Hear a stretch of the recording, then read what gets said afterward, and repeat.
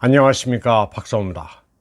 이번 방송에서는 다극화되고 있는 국제질서에서 유럽연합이 들러리가 되고 있다는 러시아 정치분석가 티무르 포멘코의 글 한 편을 소개해 드리겠습니다. 러시아와 중국이 세계 정치를 형성하고 있는 와중에 미국은 유럽을 들러리로 만들어 대서양 건너편에서 지배하고 있다는 겁니다. 블라디미르 푸틴과 시진핑이 모스크바에서 만나자 서방은 예상대로 러시아가 중국에 예속되거나 심지어 속국이 되고 있다고 비판했습니다. 유럽 환상주의자로 벨기에 총리를 지냈던 현 유럽연합 의원 기 베르호프슈타트는 경악스럽다는 듯 러시아를 걱정했습니다. 그는 트윗에서 푸틴의 끔찍한 유산이 러시아를 점점 중국의 가신국으로 만들고 있다고 말했습니다. 그러면서 러시아 제노사이드에 대한 시진핑의 지지는 대가를 치를 것이라는 점을 유럽은 확실하게 해야 한다고 했습니다. 또 시진핑의 평화 계획보다 유럽은 진정으로 자유롭고 주권을 가진 우크라이나가 필요하다고 말했습니다. 베르호프슈타트는 뭔가 자기 주장은 말하고 있기는 한데 논리적인 모순투성입니다. 대안도 없이 시진핑의 평화 계획을 비웃으면서 우크라이나를 옹호합니다. 또 유럽연합 의원이면서 자기 목소리는 없습니다.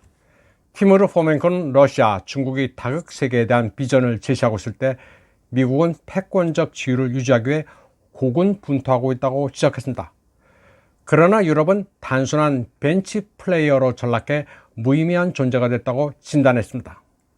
그러면서 유럽 국가들은 강대국들 사이에서 자기 의지와 입장을 밝히지 못하고 미국에 복종하게 됐다고 말했습니다. 그래서 결과적으로 한때 마크롱이 옹호했던 스트래티직 어토노미, 전략적 자율성도 사라져버렸다고 티무르 포멘코는 말했습니다. 전략적 자율성은 이유가 자신의 이익을 옹호하고 자신의 의지를 추구하는 다극세계의 행위자가 되어야 한다는 유럽 통합의 원칙입니다.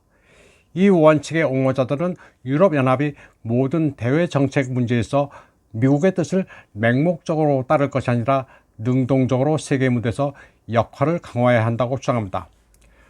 전략적 자율성이라는 용어는 아메리카 퍼스트 독트린으로 미국과 유럽 관계가 냉랭해졌던 미 트럼프 행정부 시절에 관심을 끌었습니다. 그런데 전략적 자율성은 유럽연합이 개별 국가가 아니라 통합 원칙에 따라 공동의 입장을 만들려 애는 쓰지만 잘 안 된다는 점이 치명적입니다. 유럽연합은 진정으로 통합된 외교정책을 갖지 못하는 느슨한 정부 간 조직입니다. 유럽연합은 유로존 금융위기, 브렉시트, 코비드-19에 도전에다 최근에는 미국과 영국의 대리인 노릇을 하는 폴란드 같은 국가로 인한 불협화음으로 약화되고 분열된 상태입니다. 그 결과 유럽연합은 외국의 영향력과 간섭에 가장 명백한 단일 원천인 미국을 다루는 데 실패했습니다. 워싱턴은 유럽연합의 많은 외교 정책 관계자를 통제하는 여러 채널을 가지고 있습니다. 또 정부가 자금을 지원하는 싱크탱크나 관련 언론인의 웹을 사용해 여론을 통제하면서 유럽연합을 미국이 원하는 방향으로 이끕니다. 미국은 유럽연합 내에서 헝가리를 제외한 구소련 블록 국가들에 대해 매우 강력한 정치적 영향력을 추구하고 있습니다. 그 기세에 유럽연합의 맹주였던 프랑스와 독일은 지금 어정쩡한 상태입니다. 미국은 또 브렉시트로 유럽연합을 빠져나간 영국을 치어리더로 사용해 그 정치적 의지를 유럽 대륙에 투사하고 있습니다. 그 예로 워싱턴의 외교 정책에 맞춰 내러티브를 추진하는 선전도구 BBC 월드 서비스를 들 수 있습니다. 미국은 덴마크 정보 당국을 이용해 다른 유럽 지도자들을 감시해왔다는 사실도 폭로된 바 있습니다. 유럽 지도자들은 그야말로 꼼짝 말합니다. 에드워드 스노든의 폭로에 따르면 미 국가정보국은 덴마크 협조로 유럽 정치인들을 감시해왔습니다. 유럽 언론들도 독일의 앙겔라 메르켈 총리와 프랑크 발터 슈타인마이어 독일 대통령이 미국의 도청 대상이었다고 보도했습니다. 미국은 확실히 유럽을 분열되고 갈등 상태로 유지할 수 있는 반면 유럽은 유럽의 이익에 부합하는 외교 정책을 실행할 수가 없습니다. 노르드 스트림 송유관을 파괴했지만 독일의 숄츠는 한마디 항의도 못하고 쉬쉬하고 있습니다. 게다가 미국은 돌연 우크라이나 책임을 떠넘기는 요상한 행동도 했습니다.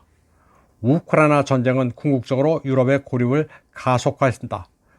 또 군산 복합체의 지휘력을 강화하고 에너지 산업을 약화시켜 전략적 자율성을 웃음거리로 만들었습니다. 티무르 포멘코는 새롭게 부상하는 다극세계에서 유럽은 그 일부가 아니라 들러리에 불과하다고 말하고 있습니다. 러시아, 중국, 미국은 다극세계의 한 축들이지만 유럽은 그저 어중이 떠중이라고 그는 말하고 있습니다. 이번 방송은 여기까지 하겠습니다. 시청해주신 여러분 감사합니다.